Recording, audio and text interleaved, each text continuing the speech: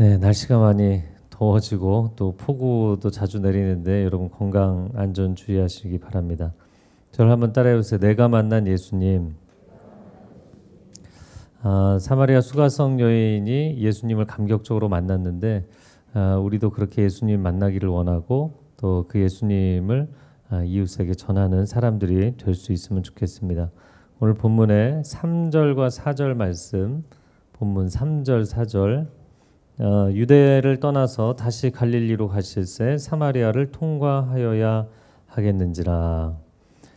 자, 예수님을 따르는 무리들이 많아지니까 종교적으로 견제를 하게 됐습니다. 종교 지도자들이. 그래서 예수님께서 전략상 후퇴를 하시는 장면이에요. 그래서 유대 지역에서 갈릴리로 가는 여정 가운데 그 중간 지역인 사마리아 지방을 지나시게 되었다. 그런 이야기입니다. 자, 이어지는 5절과 6절 말씀 제가 읽어드리겠습니다. 사마리아에 있는 수가라 하는 동네에 이르시니 야곱이 그 아들 요셉에게 준 땅이 가깝고 거기 또 야곱의 우물이 있더라. 예수께서 길 가시다가 피곤하여 우물 곁에 그대로 앉으시니 때가 6시쯤 되었더라. 네, 여기서 6시는 우리가 지금 사용하는 시간으로는 정오, 낮 12시 시간입니다. 팔레스타인의 장렬하는 태양빛 아래 예수님이 완전히 녹초가 되셔서 한 마을에 들어가시게 됐다. 그런데 그 마을의 이름은 수가라는 마을입니다. 수가성에 들어가셨어요. 자, 근데 우물 곁에 앉으셨다라는 것은 마을 어귀에 있는 쉼터에 앉으신 개념입니다. 왜냐하면 당시에 이제 우물들은 대부분 마을 입구 쪽에 있었거든요. 그러니까 오늘날로 치자면 고속도로 달리다가 마을 어귀에 어떤 도시 입구에 있는 휴게소에 들어가시게 된 거죠. 그런데 이어지는 7절, 8절 네, 가능하면 보여주세요. 7절, 8절 읽어드리겠습니다. 사마리아 여자 한 사람이 물을 기르러 왔음에 예수께서 물을 좀 달라 하시니 이는 제자들이 먹을 것을 사러 그 동네에 들어갔음이러라. 제자들은 음식을 사러 마을에 들어갔고 예수님 혼자 계신데 한 사마리아 여인이 물을 기르러 우물가에 나왔다라는 것입니다. 자, 이 여인의 이제 이어지는 뒷부분의 설명을 보면 사생활이 좀 복잡한 여자였어요. 네, 그래서 일부러 이 시간에 외출을 한 거였습니다. 팔레스타인은 굉장히 더운 지역이기 때문에 이 중근동 지역들은 우물 공용으로 사용하는 우물에 사람들이 햇빛이 좀 적은 이른 아침과 저녁 하루에 2차례 나와서 물을 기러 가는 겁니다. 그러니까 무더운 한낮에 사람들의 눈을 피해서 일부러 정오 시간에 여인이 우물가에 나온 거죠. 그런데 문을 이렇게 열고 우물가를 보니까 한 남자가 앉아 있는 거예요. 그래서 뭐 남자 하나쯤이야. 많은 남자를 만나봤기 때문에 그래서 마음 편하게 나온 거예요. 그런데 예수님이 그녀에게 말을 거십니다. 내게 물을 좀 주시오. 남의 동네에 왔으니까 도움을 요청하는 게 당연하지 않겠어요? 게다가 중근동에서는 이 우물을 다른 사람의 우물을 마시면 죽일 수도 있어요. 네, 이걸 생명처럼 여기는 것이기 때문에 남의 우물에서 함부로 물을 길어서 마실 수가 없습니다. 네, 그러니까 그 사람에게 요청을 한 것은 당연한 것이었죠. 자, 그런데 9절 말씀에 보면 사마리아 여자가 이르되 당신은 유대인으로서 나왔네요. 같이 읽어볼까요? 어찌하여 사마리아 여자인 나에게 물을 달라 하나이까 하니 이는 유대인이 사마리아인과 상종하지 아니함이러라. 네. 자, 예수님 굉장히 나이스하게 얘기하신 것 같은데 여자가 짜증을 냅니다. 당신은 유대인, 나는 사마리아인인데 어떻게 물을 달라고 할 수 있느냐? 왜냐하면 유대인들은 사마리아인을 상종하지 않았고 겸상하지도 않았고 마주하려고 하지 않았어요.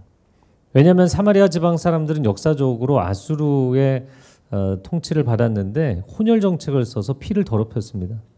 그뿐만이 아니라 금송아지 우상 숭배를 했던 지역이기 때문에 신앙적인 순수성도 더럽혀진 지역. 그래서 유대인들은 이 사마리아인들을 향해서 개라고 불렀습니다. 그렇게 무시를 당했다는 거죠. 그런데 자신들의 동네에 정통 유태인이 나타난 거예요. 그런데 자기에게 도움을 요청하니까 짜증이 났던 거죠. 자, 10절 말씀 읽어보겠습니다. 예수께서 대답하여 이르시되 내가 만일 하나님의 선물과 또 내게 물 좀 달라 하는 이가 누구인 줄 알았더라면 내가 그에게 구하였을 것이요 그가 생수를 내게 주었으리라. 예수님이 상황 파악, 분위기 파악 못하시고 반전의 이야기를 하십니다. 반대 상황을 이야기하신 거예요. 내가 너한테 구하는 게 아니라 너가 하나님의 선물을 알았다면, 그리고 내가 누구인지를 알았다면 오히려 너가 나에게 구했을 것이고 내가 너에게 생수를 주었을 것이다. 자, 그러면 이 여인이 감동을 받았느냐? 아니, 더 짜증이 났어요. 그래서 거의 공격적인 이야기를 합니다. 11절, 12절 읽어보겠습니다. 여자가 이르되 주여 물기를 그릇도 없고 이 우물은 깊은데 어디서 당신이 그 생수를 얻겠사옵나이까? 우리 조상 야곱이 이 우물을 우리에게 주셨고 또 여기서 자기와 자기 아들들과 짐승이 다 마셨는데 당신이 야곱보다 더 크니까. 여자가 이야기합니다. 아니 선생님, 물동이도 없어, 우물은 깊어. 도대체 무슨 수로 생수를 기르겠다는 얘기냐? 우리 조상 야곱이 주신 우물이다. 자기 조상 얘기 왜 했을까요? 우리 무시하지 마라. 당신이 야곱보다 크냐? 어디서 큰 소리를 치는 거냐? 말도 안 되는 소리를 하고 있다는 거죠. 그리고 당신들 유대인들 우리 너무 무시하는데 우리도 나름 신앙적인 헤리티지가 있다. 신앙적인 전통이 있다. 이런 이야기를 한 것입니다. 근데 예수님께서 여전히 전혀 분위기가 바뀌지 않으시고 계속 진지하게 이야기를 하십니다. 13절과 14절 제가 읽어볼게요. 예수께서 대답하여 이르시되 이 물을 마시는 자마다 다시 목마르려니와 내가 주는 물을 마시는 자는 영원히 목마르지 아니하리니 내가 주는 물은 그 속에서 영생하도록 솟아나는 샘물이 되리라. 예수님이 여전히 진지하실 뿐만 아니라 안타깝게 이야기하십니다. 너가 이 물을 마셔도 다시 목마른다는 거 알지 않느냐? 하지만 내가 주는 물을 마시면 다시는 영원히 목마르지 않을 것이다. 왜냐하면 그 물이 그 속에서부터 영생하도록 솟아나게 될 것이기 때문이다. 여러분, 우리는 무슨 의미인지 아니까 아멘하고 감동을 받지만 저는 아무리 객관적으로 들어봐도 이게 약장수 같은 소리인 거예요. 왜냐하면 그 당시에 이런 개념 자체가 불가능하기 때문이었어요. 여러분, 온 동네에 우물물이라고는 딱 하나 있는 겁니다. 무슨 집에 정수기가 있는 것도 아니고 수돗물이 있는 것도 아니고 냉장고가 있는 것도 아니에요. 그런데 계속해서 속에서 넘쳐나는 생수라는 게 도대체 무슨 개념인가? 그러니까 그 시대 사람들로서는 이해할 수 없는 이야기를 하셨던 거예요. 자, 예수님도 이상한 이야기를 했는데 그 이상한 이야기에 대한 여인의 반응도 이상합니다. 15절 말씀 읽어볼까요? 시작. 그런 물을 내게 주사 목마르지도 않고 또 여기 물 기르러 오지도 않게 하옵소서. 선생님, 그런 물을 저에게 주십시오. 아니, 이 여인이 이런 말을 했다는 것은 그런 물이 있다고 믿은 거잖아요. 근데 그런 물이 있다고 믿은 것 이전에 그런 물이 있기를 간절히 바라는 마음, 내 인생이 너무나 부끄럽기 때문에 사람들 앞에 이렇게 맨날 조심스럽게 아무도 통행하지 않는 시간에 나오는 것이 늘 괴로운 거예요. 고통스럽고 부끄러운 거예요. 그래서 내가 다시는 집 밖에 나오지 않아도 되는 그런 물이 계속해서 안에서 흘러넘치면 그냥 집 안에 머물러 있을 수 있지 않겠느냐. 다른 사람을 안 만나도 되지 않느냐. 여러분, 이 여인의 인생이 너무나 영적으로 목이 마른 인생이었던 거죠. 정말 간절하게 내 인생의 근본적인 목마름을 해결해 줄 수 있는 물이 있다면 얼마나 좋을까. 예수님의 말씀을 들으면서 그 마음의 소원함이 있었던 것이죠. 인생을 살아가면서 굉장히 많은 남자들을 만났는데 그 남자들이 다 인생을 실망시켰던 거잖아요. 그럼에도 불구하고 진정한 사랑이 있다고 믿고 싶었어요. 정말 좋은 사람을 만나면 내 인생도 행복해질 수 있겠지. 그런 믿음을 가졌던 겁니다. 그래서 끝까지 포기하지 못하고 이 사람이 나를 실망시켜도 또 다른 사람, 그 사람이 또 실망을 시켜도 또 다른 사람, 마음 가운데 이 영혼의 목마름을 어떻게든 해결하고 싶어서 끝까지 버티고 포기하지 못하며 살아온 여인입니다.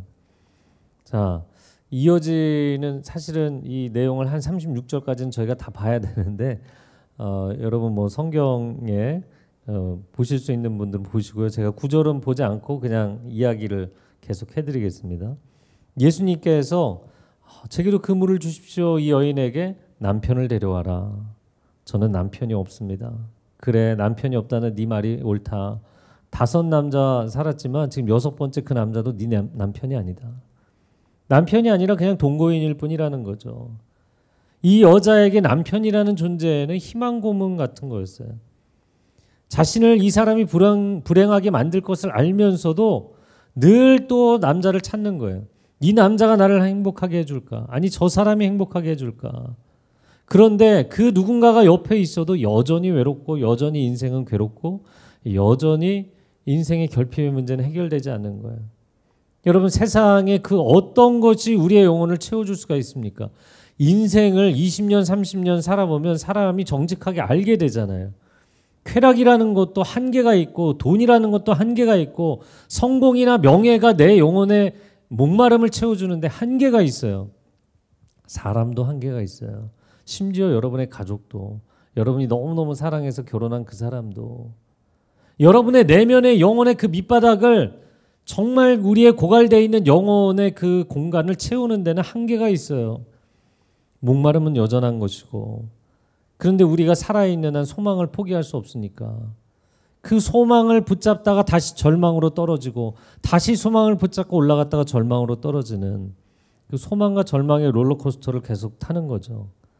여인의 인생이 그런 인생이었습니다. 자, 그런데 이어지는 말씀에 여인이 19절에 보면 예수님이 9절 안 보여주셔도 돼요. 네.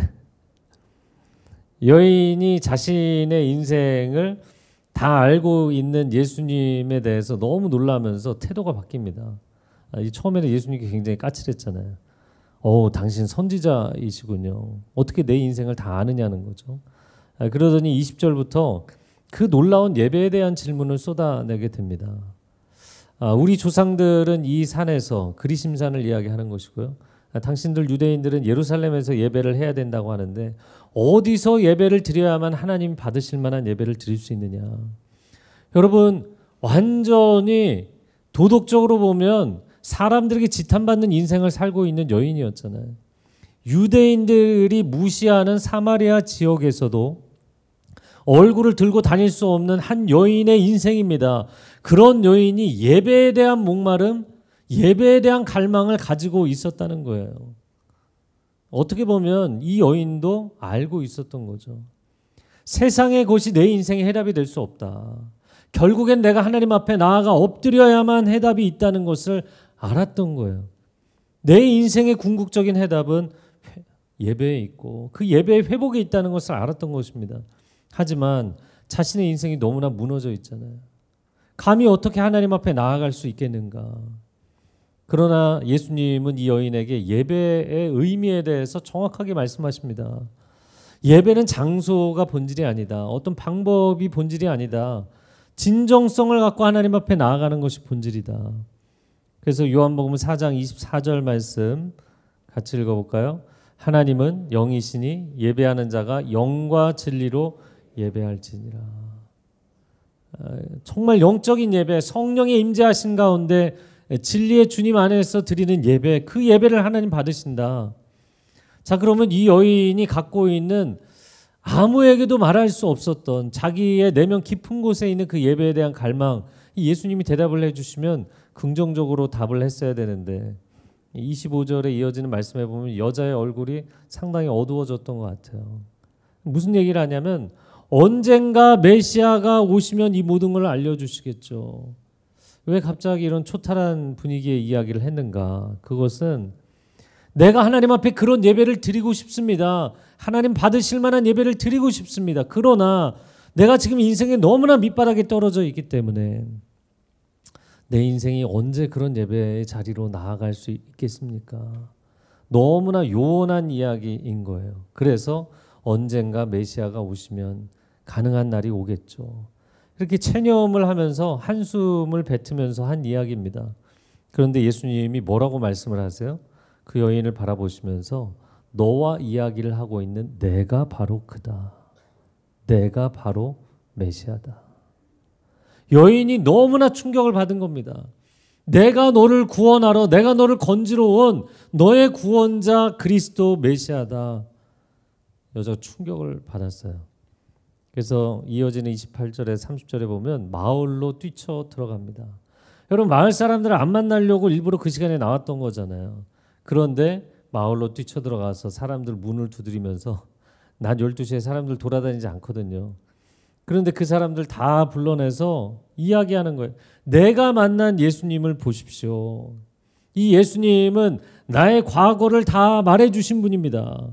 아니, 자신의 과거가 부끄러워서 동네 사람들이 수군거리고 있는데도 그들 앞에 나서기가 두려웠던 거잖아요. 그러니까 자신의 부끄러운 과거를 이야기한다는 것 자체가 이 여인은 이미 치유를 받은 거예요. 자유를 얻은 겁니다. 여러분이 어린 시절에 상처받았던 거, 뭐 트라우마가 남아있는 거, 이거 얘기하려면 너무너무 힘들어요. 막 몸이 떨리고 눈물이 나고 땀이 나고 그런 경험 해보신 적 있을 겁니다. 그건 다 치유가 안 된 거거든요. 그러니까 이 여인이 자신의 기억하고 싶지 않은 그 과거를 사람들에게 자기 입술로 이야기를 하게 됐다는 것. 완전한 자유와 치유와 해방을 얻게 된 줄로 믿습니다. 저는 뭐 제 인생의 이야기를 나눌 때 중학교 시절이 제 인생의 중세 암흑기였다 이렇게 이야기를 합니다. 굉장히 빨리 바닥을 쳤고 빨리 주님을 만났는데 어두운 우울과 자살 충동의 그 골방에 주님이 나를 찾아와 주셔서 건져주신 게 얼마나 감사한지 모르겠어요. 그런데 제가 그 시절을 생각을 해보면 굉장히 내향적이고 말을 안 하고 이렇게 삼형제 중에 셋째, 막내가 아니라 삼형제 중에 셋째인데 저희 어머님 항상 그러셨어요. 너는 장난 같은 막내다. 형들이 뛰어놀고 있으면 놀고 있구나. 이렇게 앉아서 항상 그런 막내였거든요. 그리고 유치원생 때도 형들은 이제 학교 가고 나면 아파트 계단에 앉아갖고 오전 내내 앉아서 땡그랑 땡그랑 땡그랑 뭐 이렇게 그 고물장수 지나가는 소리, 세탁소 하면 세탁소 아저씨 지나가 그렇게 계속 세상을 보고 있는 거예요. 세상을 하루 종일 앉아갖고 도대체 뭔 생각을 했는지. 그러고 노인정에 앉아있는 노인네처럼 그렇게 앉아 있었거든요. 제가 제 인생의 그 내면의 어두움과 절망과 자살 충동에 대해서 아무에게도 이야기하지 않았거든요. 제가 이제 그 대학생 때 교회에서 전도 집회를 하는데 간증을 하라고 해서 간증을 자세히 했어요. 그때 부모님이 그 자리에 오셨다가 들으시고 너가 그런 인생을 살았냐 몰랐다 그런 얘기를 하시더라고요. 아무도 찾아오지 않는, 아무도 찾아낼 수 없는 그 인생에 이 여인이 갇혀있던 어두운 골방에 주님이 찾아오신 줄로 믿습니다. 여러분 인생에 여러분의 홀로 골방에서 흘리는 그 눈물을 다른 사람이 다 알 수 있나요? 가족도 다 알 수 없어요. 여러분의 형제도 다 알 수 없어요. 때로는 배우자도 다 알 수 없잖아요. 그러나 예수님은 나를 찾아오시고 만나주시고 그 어둠의 골방에서 건져주시는 주님이 되시는 줄로 믿습니다. 그래서 저는 제 개인적으로 예수님을 만나기 이전과 만난 이후가 완전히 180도 바뀌게 됐어요. 제 인생의 BC와 AD를 나누게 된 건 예수님을 인격적으로 만난 중학생 시절입니다. 그 이전에는 교회를 다니기는 다녔지만 주님을 인격적으로 알지 못했기 때문에 늘 어둠 가운데 살았습니다. 내면의 깊은 어두움과 우울 가운데 살았어요. 그런데 예수님이 나에게 찾아오셔서 어둠에서 빛으로 인도해 내셨을 뿐만 아니라 나를 그렇게 건져주시고 나니까 딱 첫 번째 변화된 게 뭐였냐면 이 예수님을 친구들에게 이야기하고 싶은 거예요. 학교에서 쉬는 시간이면 점심시간이면 친구들하고 예수님 이야기를 했어요. 저희가 이번 달에 내가 만난 하나님, 내가 만난 예수님 개인 간증문들을 여러분 쓰시도록 이제 가이드라인을 보내드릴 텐데 순 예배는 끝났지만 순 카톡방에서 서로 나눠보시면 좋겠다 이렇게 권해드리고 싶어요. 여러분 크리스찬이 된다는 것은 내가 만난 주님의 증인이 된다는 뜻입니다. 근데 증인이 되는 삶은 어떤 방법론을 배워서 하는 것이 아닙니다. 어떤 전략을 세워서 되는 게 아니라고요. 오늘 이 여인처럼 내가 주님을 감격적으로 만나게 되면 누가 시키지 않아도 사람들에게 이야기하게 돼 있어요. 내가 만난 주님을 보십시오. 이분이 아닙니까? 이분이 정말 구원자가 아니십니까? 제가 캐나다 밴쿠버에서 온누리교회 사역할 때 이성미 집사님이 새벽 예배를 매일같이 나오셨거든요. 매일같이 새벽 예배를 나오면서 하나님과 굉장히 친밀해지셨어요. 또 주변에 있는 한국 기러기 엄마들이 많이 계셔서 그 엄마들을 참 이렇게 전도를 열심히 하시더라고요. 맛있는 음식을 만들어서 이웃들에게 대접하고 또 혼자 아이들을 키우니까 뭐 도움의 손길이 필요할 때가 많잖아요. 그러니까 어디 외출할 일 있으면 아이들 그냥 집에 맡기라고 아이들 돌봐주고 일부러 8인승 밴 큰 거를 마련을 해서 사람들을 라이드 해주고 도와주는 거예요. 내가 만난 주님을 사람들에게 전하고 싶어서 그렇게 관계에 있어서 사람들에게 최선을 다하시더라고요. 그리고는 그들 중에서 뭐 혼자 아이들을 키우니까 고민이 많잖아요. 자녀 문제, 남편 문제, 뭐 재정적인 문제 여러 가지 고민들이 있을 때 그냥 주님 앞에 데리고 나오는 거예요. 네, 앉혀놓고 무슨 교리 공부를 시키거나 뭐 그런 게 아니라 그냥 주님 앞에 데리고 나오는 거예요. 근데 대부분 그 사람들을 주일 예배도 데리고 나왔지만 매일같이 새벽 예배에 그렇게 데리고 나오셨어요. 여러분 생각할 때 초신자를 새벽 예배에 데리고 나오면 너무 충격을 받지 않을까? 네.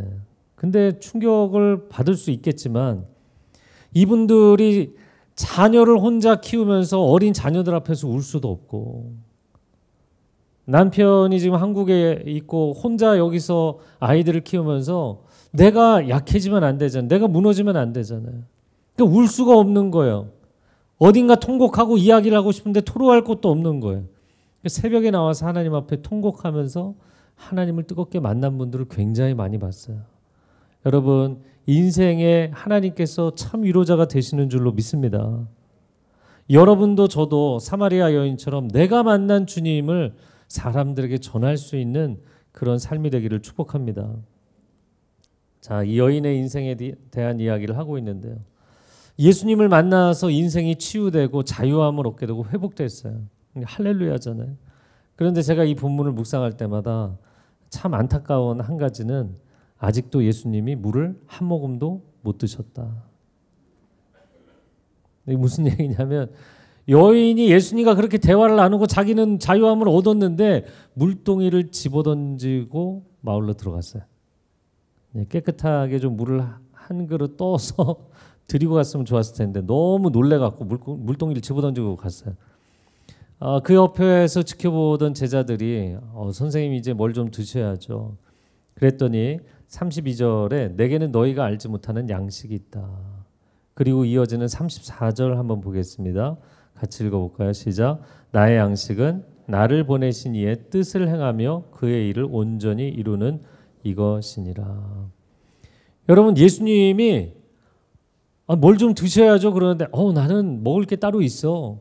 그러면서 내 먹을 것, 내 먹거리, 내 양식은 나를 보내신 하나님의 뜻을 이루는 것이다. 여러분 하나님의 뜻이 무엇인가요? 아들 예수를 왜 보내셨어요? 잃어버린 한 영혼을 구원하라고 보내신 거잖아요. 할렐루야. 내가 방금 그 한 영혼을 건졌기 때문에 나는 먹지 않아도 배부르고 나는 마시지 않아도 속이 너무 시원하다. 와, 예수님의 이 말씀은 너무너무 충격적이었어요. 상당히 더우셨을 거거든요. 네, 오늘 조금 그 일부 예배 때 약간 기계가 결함이 생겨갖고 에어컨이 안 나오니까 아침 7시인데도 너무너무 힘들더라고요. 예수님이 팔레스타인에서 오전 내내 가셔서 땀을 뻘뻘 흘리며 그 자리에 앉아서 물을 좀 달라고 하셨던 거잖아요. 근데 여인의 목마름은 해결해 주셨는데 본인의 목마름을 해결하지 못하시고 앉아 계신 거예요. 그런데도 그 예수님께서 그렇게 녹초가 되어 있는 예수님이 마냥 기뻐서 한 영혼을 건져냈다는 그 기쁨 때문에 충만하신 거예요. 그 예수님의 모습이 얼마나 귀하고 아름다운지 한 영혼에 대한 예수님의 진정성입니다. 자, 그런데 저는 이 본문을 계속해서 필름을 돌려보듯이 다시 보니까 몇 가지 중요한 부분들이 있는 거예요. 4절 말씀을 다시 한번 읽어볼까요? 시작. 사마리아를 통과하여야 하겠는지라. 남부 유대에서 북부 갈릴리를 가려면 중간 지대가 사마리아니까 사마리아를 불가피하게 통과해야 한다라는 뜻입니다. 원어적으로도. 그러나 팩트 체크를 해보면 이건 틀린 얘기예요. 여러분이 나중에 이제 성지순례를 해보시면 이건 금방 알 수 있어요. 왜냐하면 중앙 산악지대는 길이 워낙에 험하고 강도들이 출몰을 하는 지역입니다. 오늘날에도 심지어 강도들이 출몰합니다. 중부 산악지대에서는 차 세워놓고 뺐습니다. 이런 걸 하기 때문에 대부분의 사람들이 요단강 저지대로 그러니까 예루살렘에서 여리고로 내려가서 여리고는 해발고도 마이너스 200이죠. 염해는 마이너스 400이고 여리고로 내려가서 그 요단강길을 따라서 올라가는 거예요. 그럼 물을 구하기도 쉽고 과일, 음식 구하기가 훨씬 수월했어요. 대부분의 사람들은 요단강가를 통해서 여리고로 올라갔던 거예요. 그러니까 사마리아를 반드시 통과해야 된다라는 이 구절은 지리적인 개념이 아니라 예수님의 결연한 의지를 표현한 거예요. 나는 오늘 이 여인을 반드시 만나야겠다. 내가 오늘 그 여인을 어두운 골방에서 건져내야겠다. 그런데 이 말씀 가운데 또 하나 주목할 만한 것은 예수님이 그 마을에 도착하신 시간입니다. 몇 시였죠? 12시쯤이었잖아요. 근데 이것도 사실 성서 지리를 공부해 보면 말이 안 되는 얘기예요. 예루살렘에서 갈릴리까지 지도를 보여주시면 짧게 잡아도 제일 밑에 예루살렘에서 저 위에 가버나움까지 짧게 잡아도 120km, 길게 보면 170km예요. 여러분 군인들이 하루 행군할 때 20km 행군합니다. 정말 강행군을 시킬 때 강도 높은 훈련을 시킬 때 하루 40km 갑니다. 그런데 일반인이 그 지역에 그 시대에 차도 없던 시대에 빨리 가도 지금 유대 지역에서 갈릴리까지 3일 길이라고요. 근데 여러분 지도상으로 보시면 예루살렘에서 수가까지가 3분의 1 지점 정도란 말이에요. 그럼 아무리 빨리 가도 아침 9시에 출발하면 저녁 5시, 6시나 돼야 도착을 하는 거예요. 그런데 예수님이 12시에 도착을 했어요. 이게 말이 되냐고요.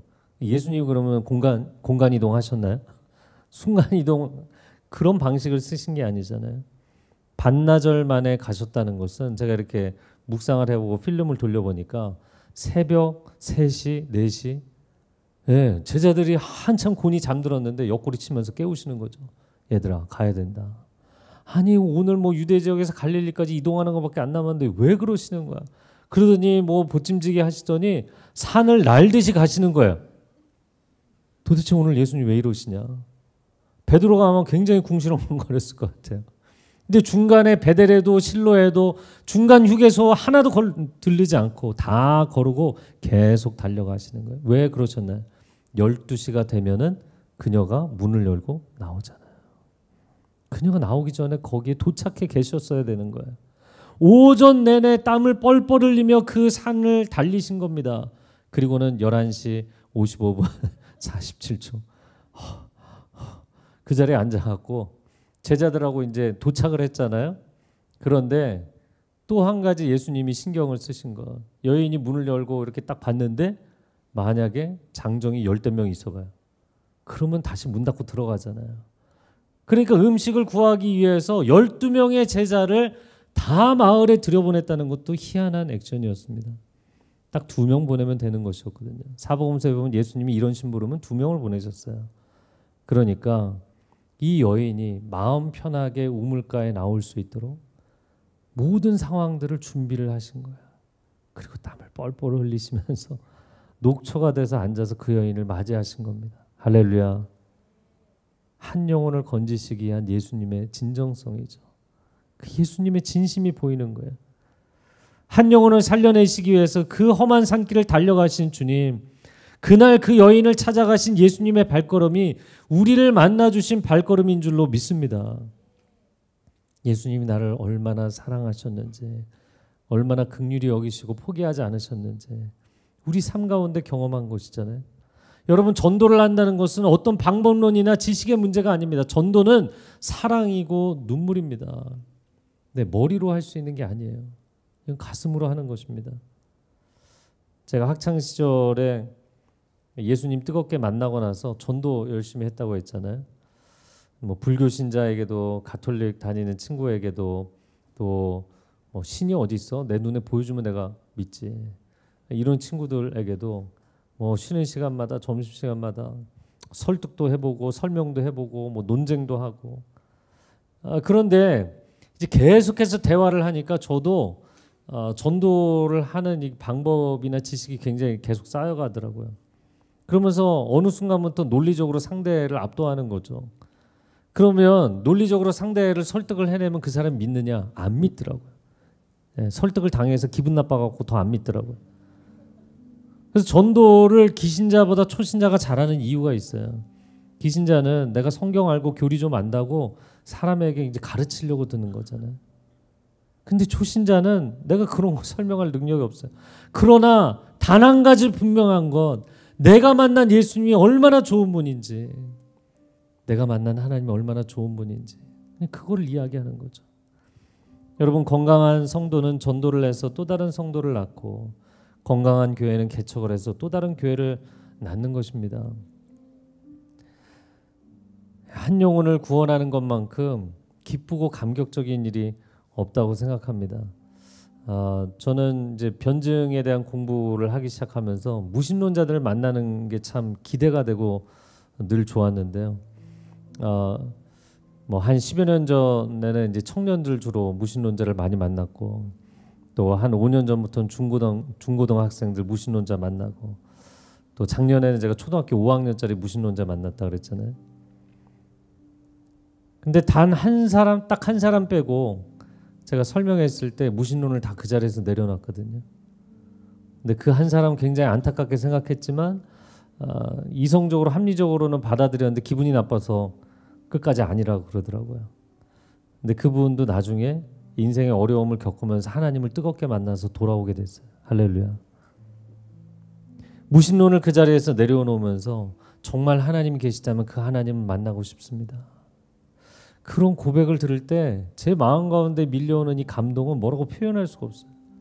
내가 50년, 100년 돈을 벌고 세상에서 명예를 구하고 사는 것보다 나는 이 한순간에 이 한 영혼을 건져낸 것으로 내 인생을 쓸 수 있는 밸류, 가치 있는 일을 정말 다 했다. 전 그렇게 생각해요. 제가 지난 주말에 한 부모님 다급하게 연락이 와서 고3 수험생을 만났어요.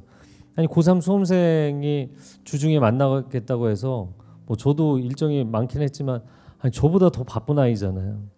시간이 됩니까? 시간이 된대요. 그래서 만났어요. 양재 결혼식에 있어서 그 결혼식 좀 일찍 가서 앞에 카페에서 만났어요. 근데 만나보니까 영재고를 다니는 정말 공부를 잘하는 친구였어요. 근데 이 친구가 갑자기 우울증을 호소하고 왜 살아야 하는지, 왜 공부를 해야 하는지 모든 것을 놓아버리고 싶은 좀 위태위태한 상황이었어요. 아이를 만나서 이야기를 나누는데 정말 똑똑한 아이답게 인생과 신앙에 대한 대질문을 4가지를 하더라고요. 하나님이 정말 계십니까? 하나님 정말 살아계십니까? 그리고 만약에 그 하나님이 살아계시다면 기독교에서 믿는 그 하나님이 맞습니까? 그리고 3번째, 저는 인생을 왜 살아야 합니까? 인생의 존재 이유가 무엇입니까? 내가 이렇게 친구들하고 늘 경쟁하고 갈등하며 뭐 경쟁해서 비교 우위가 되려고 애를 쓰고 있는데 이런 삶의 노력을 해야 되는 이유가 도대체 무엇입니까? 아주 근본적인 이야기들을 했어요. 그래서 제가 아이한테 이 질문들은 한두 시간씩 얘기를 해야 되는 굉장히 그랜드 퀘스천, 이거 엄청나게 큰 질문들이다. 그런데 아이의 눈높이에 맞춰서 한 80분 정도 이야기를 나눴어요. 그리고 그 이야기를 나누고 아이가 180도 바뀌었어요. 하나님을 알아가고 싶고 그 하나님을 내가 만나고 싶고 내가 인생을 정말 가치 있고 의미 있게 살고 싶습니다. 아이가 인생이 확 바뀌었어요. 할렐루야. 얼마나 감사한지. 그 한 생명을 건져냈을 때의 그 감격, 한 생명을 살려냈을 때의 감격, 여러분 세상에 어떤 것과도 비교할 수가 없습니다. 돈을 많이 벌고 명예를 얻고 권력을 얻고 이런 것과는 차원이 다른 감격이에요. 여러분이 인생에서 예수님이 여러분을 만나주시지 않았나요? 아무도 모르는 나만의 어두운 골방에 갇혀있는 나를 주님이 찾아와 주셔서 만나주시고 그 어둠의 골방에서 나를 건져주시고 나를 살려주신 그 은혜, 여러분 그 은혜를 어떻게 잊겠습니까?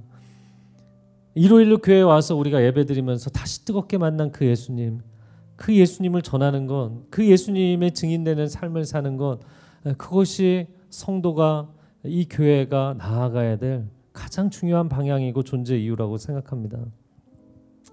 제가 일요일로 교회 준비 모임을 하면서 이 한 영혼에 대한 이야기를 했는데, 제가 또 300개 교회 이야기를 하니까 어떤 분이 처음에 한 영혼 얘기를 하시더니 뭐 교회 300개나 얘기하시고 좀 변질되신 것 같습니다, 이렇게 얘기하시더라고요. 그게 아니고요.